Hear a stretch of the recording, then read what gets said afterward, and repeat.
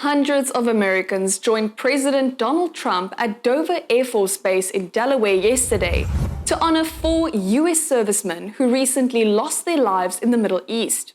Lieutenant Tyler James Feehan, Sergeant Angel Rampersad, Sergeant Michael Emmanuel Swinton, and Private Isabel Gonzalez were welcomed home for the last time, saluted by the President of the United States as their remains were escorted off an airplane during the dignified transfer. President Trump called yesterday's proceedings one of the hardest things to do as a president.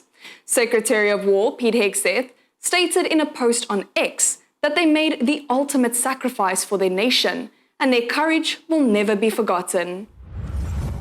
We're going to Dover. Some of you are going with us to honor our heroes, and they are indeed great heroes, actually. They said, and all of them said very strongly, we cannot let Iran have a nuclear weapon. They won't have a nuclear weapon. So we're going to honor them, and one of the hardest things to do. For me, it's one of the hardest things to do as a president, but has to be done. En route to the ASEAN Foreign Ministers Summit in Manila, Philippines, U.S. Secretary of State Marco Rubio similarly honored the 4 U.S. servicemen as heroes who paid the ultimate price. The secretary spoke earlier this morning regarding the Iran conflict and noted that he talked to the Iranians and they are begging to make a deal. However, despite their continued requests for an agreement sent through various third countries, the secretary commented that he doesn't believe Tehran is ready to make a deal. Rubio noted that each time they reach an agreement, Iran either breaks it or after they make it, they want to change it. I think I saw, guys, I saw Arachi, their foreign minister, who the other day say or something about their policies, an eye for an eye. The president's policy is a head for an eye. I mean, honestly, that's what it's going to be. I mean, they will pay a very heavy price for the things they're doing. They're already paying a very heavy price. You guys don't know it because you don't cover it. You're not in Iran. You're not in the street. They don't have a free media. But they're going to continue to pay a very heavy price. Their industrial base has been decimated. Their defense industrial base has been decimated. They're losing launchers. They're losing radars every single night. They are suffering billions of dollars in damage, and their economy is a disaster. But despite all that, okay, these people who are calling us every day, begging, let's do a deal, they send us messages through other countries, third countries. I mean, they're running out of countries to send. Even I had countries here coming up to me, oh, I just spoke to the Iranians, they want to do a deal. The problem is, every time these people do a deal, they either break it or after they make it, they want to change the deal.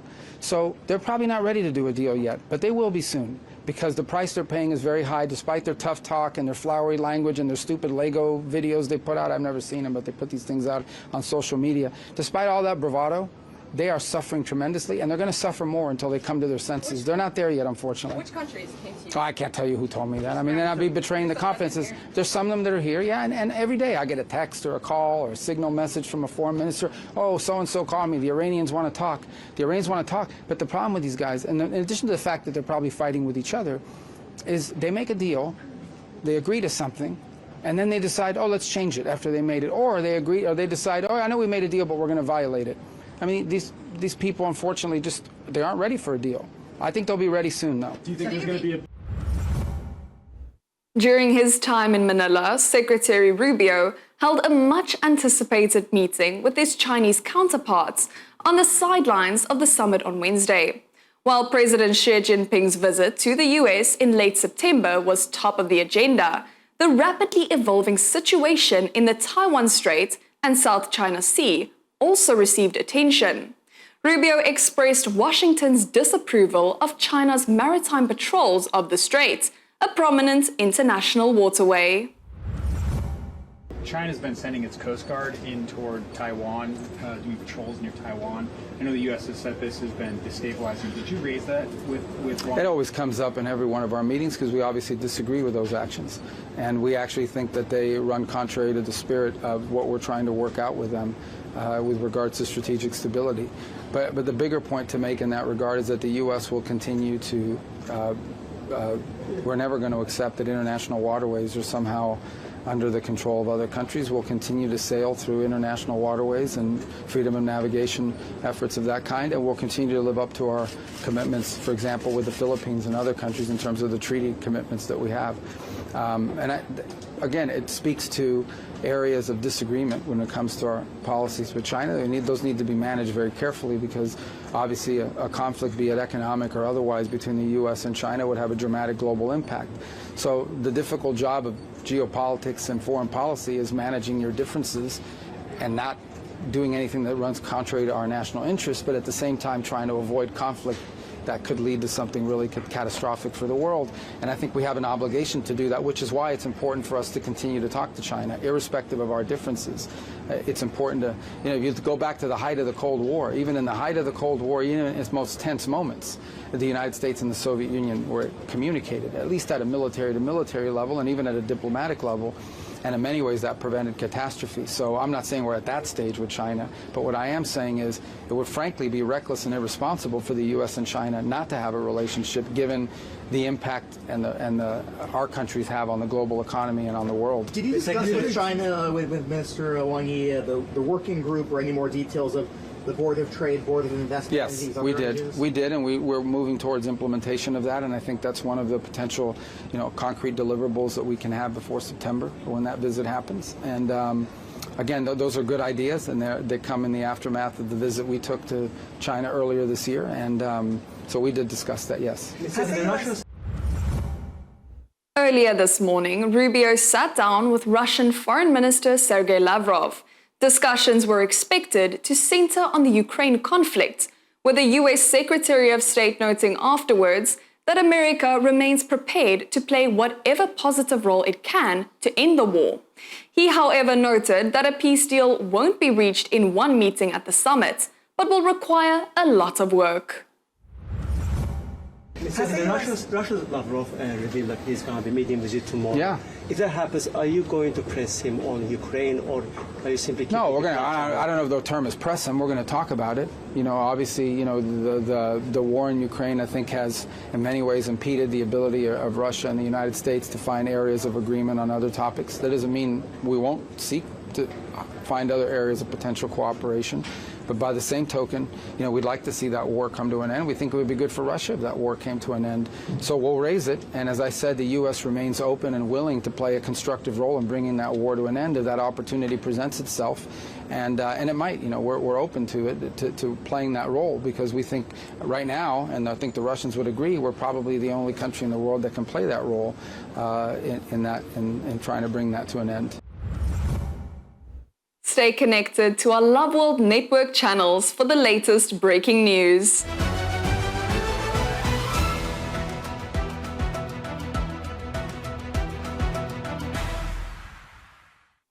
And now, moving on to more international developments. In light of the ongoing Russia-Ukraine war, particularly Kiev's relentless targeting of Moscow's energy infrastructure, Azerbaijan's President Ilham Aliyev has called on European banks to reconsider restrictions on financing oil and gas infrastructure projects, with Russia reportedly unable to sufficiently supply its partners with oil and gas. Aliyev stated during a joint press conference with German Chancellor Friedrich Merz on Tuesday that Azerbaijan will be able to provide the necessary energy supplies if European banks lift funding restrictions. We intend to intensify our cooperation, particularly in the energy sector, over the coming years. From a German perspective, we have a strong interest in diversifying our imports, our gas imports. I said that in my opening statement, and Azerbaijan is one of the few countries in the region with an energy surplus. Regarding the parliamentary group leadership, we will hold the elections here in Berlin next Wednesday with a special session of the parliamentary group. The CSU party leader and I have agreed to submit a corresponding proposal to the parliamentary group as soon as possible. We are also in discussions with the parliamentary group on this matter. This morning I held a detailed video conference with the state group leaders. We listened to the parliamentary group about their requirements and wishes, and therefore we will take our time with this. But we will make a joint proposal, and regarding Jens Spahn's professional and political future, I can say I don't know what he himself intends to do.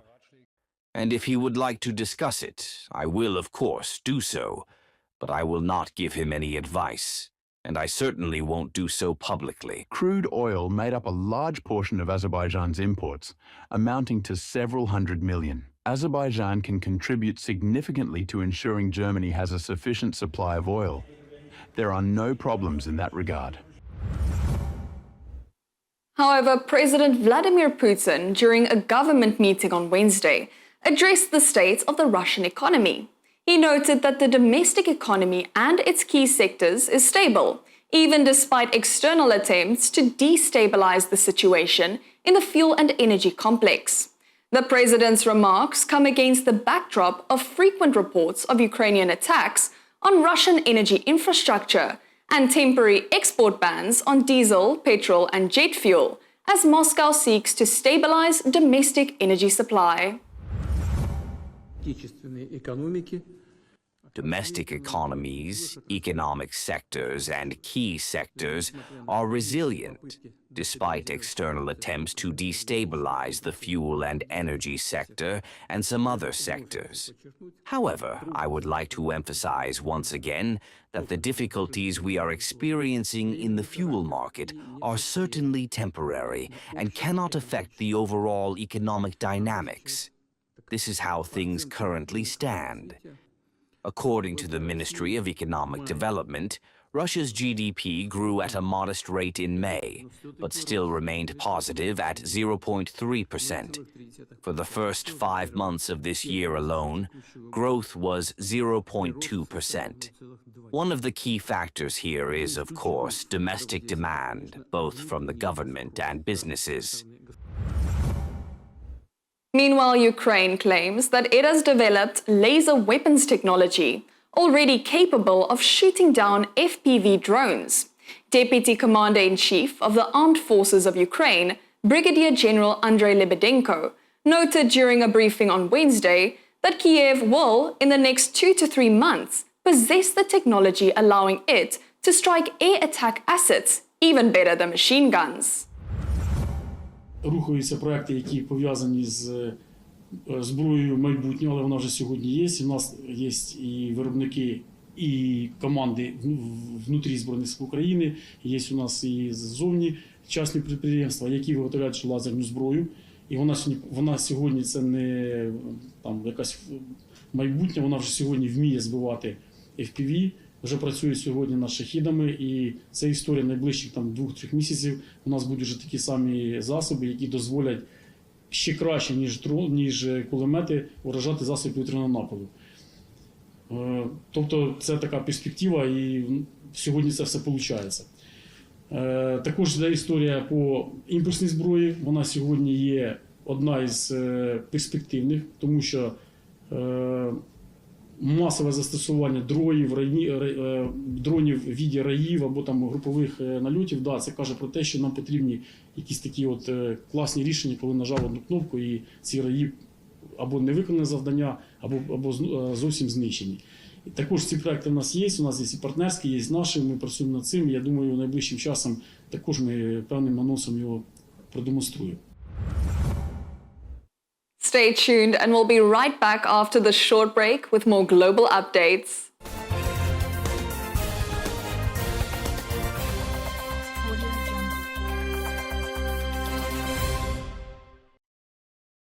Feasting on messages from the Pastor Chris Digital Library just got more exciting.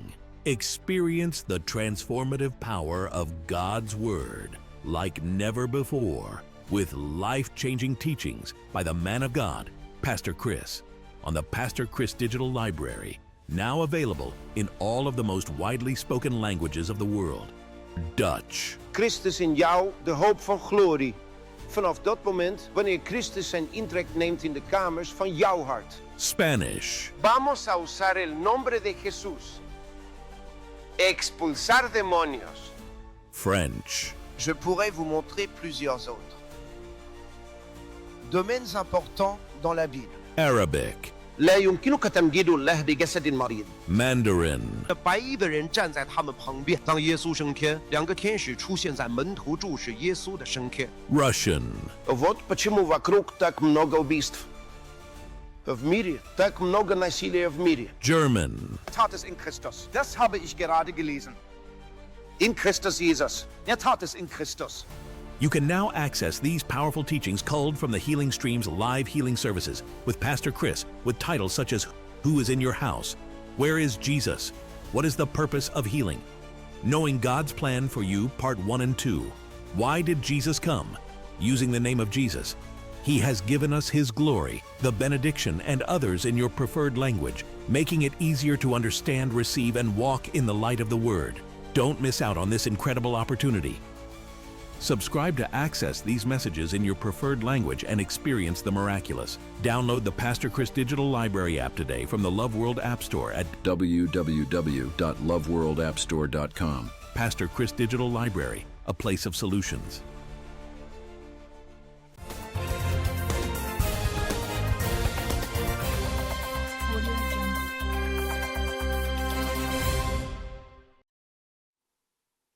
Resisting a citizens' initiative to save Europe from the dangers of mass migration and the destruction of the European national identity, the European Commission has chosen to reject the registration of the Save Europe Act.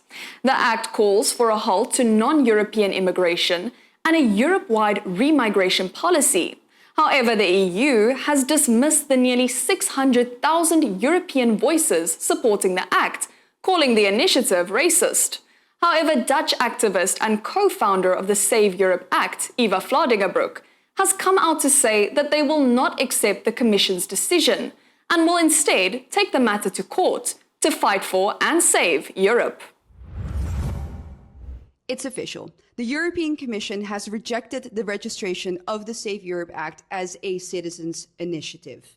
They are trying to set aside the almost 600,000 European patriots who have already signed our act and who want one thing and one thing only, and that is to save Europe and protect our national identities, protect our ethno-cultural continuity. That's why with the Save Europe Act, we have asked for a halt on non-Western immigration. Now, the European Commission is saying that, asking that is racist and that it goes against the non-discrimination principle. And that's not all. They are also saying that wanting to preserve your national identity can only happen within the framework of European values. And who gets to decide what those European values are? Well, apparently the Commission does. And the Commission says that it goes against European values to want to keep Europe European and to not want to become a minority in your own homelands. That is unacceptable to us. We will not allow the Commission to hide behind such vague principles that they seem to think they have the right to define. The European Commission is trying everything to destroy what makes Europe European. So we are going to take this to court. We will fight this battle with your help because it cannot be up to them to decide what European values are. We need to, for once and for all, get answers on that because they are going to use this against us a lot more if we don't stop them in their tracks right now. Join us. Continue to sign the Save Europe Act. Let's get to those 1 million signatures with or without the European Commission. Because as we've said before, this is no longer just an initiative. This is a movement. We will fight for Europe, we will save Europe, and we will do it with your help.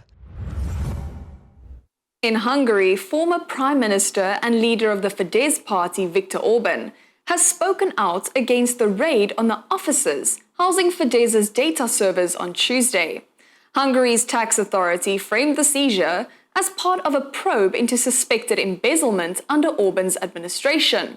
However, the former Prime Minister alleged that the raid was conducted on political orders. He vowed to resist the new government's tyrannical exercise of power under Prime Minister Peter Magyar through peaceful means.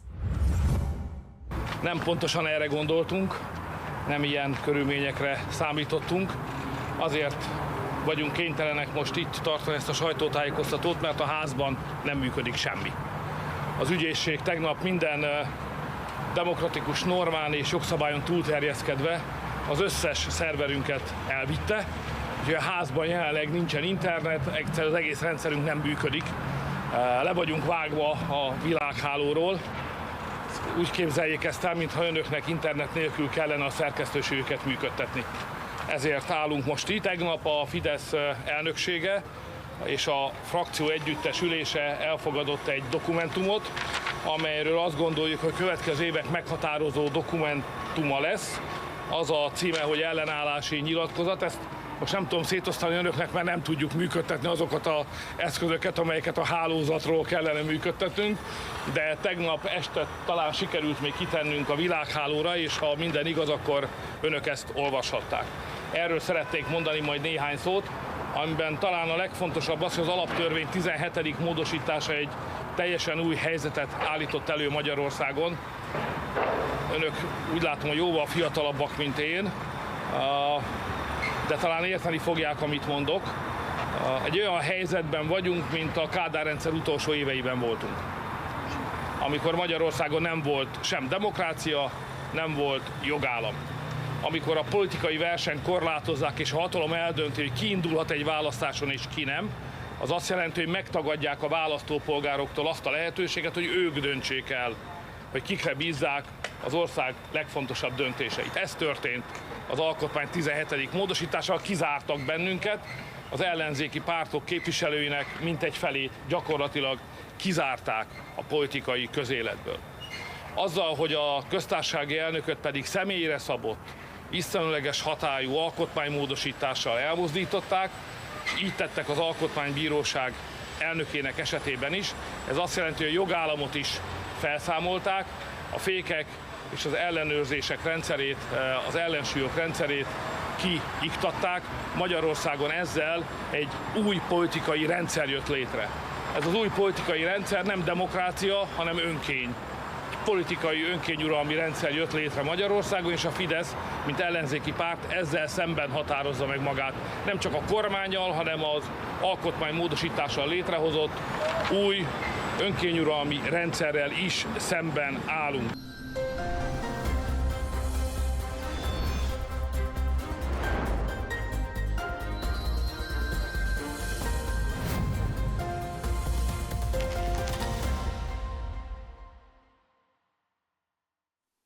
Let's take a recap of today's headlines. President Trump honors the sacrifice of 4 US servicemen killed in the Middle East during final homecoming at Dover Air Force Base. So we're going to honor them, and one of the hardest things to do. For me, it's one of the hardest things to do as a president, but has to be done. Azerbaijan's president calls on European banks to end funding restrictions for oil and gas infrastructure projects amid Russian energy shortages.